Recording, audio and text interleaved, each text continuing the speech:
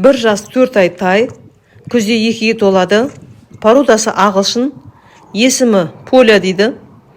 Әкесі де шешесі де таза қанды ағылшын, әкесінің де шешесінің де қызыл паспорты бар, екеуі де бәйге шабады дейді. Тай енді үйретіліп жатыр екен бәйгеге. Бағасы 750 мың теңге деп тұр, Луговойдан шыққан. Таразда тұр. Байланыс телефоны 8747 843 5671. Тай ұнаған болса осы номерге хабарласыңыздар. Арнаға тіркеліп лайк басуды ұмытпаңыздар. Өздеріңіздің 4 түлік малдарын сатуға жарнама салғыларыңыз келсе, мына телефонға хабарласыңыздар.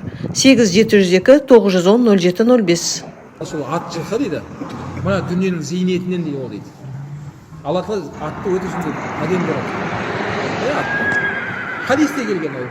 Расулullah айтады, балаларыңды 3 нәрсеге үйретіңдер дейді. Соның біріншісін атты айтқан. Балаларына атқа мінуді үйретіңдер, кейін садағат үйретіңдер, кейін жүзіп үйретіңдер дейді. Оламдар айтады, атқа қанша уақыт арнап соны сипалап, жем беріп, қарай берсең, сағаттар жүрсін. Ол уақыттан сұралмайсың дейді. Яғни ол уақыттар былай жай бос, бекершілік болып есептелінбейді.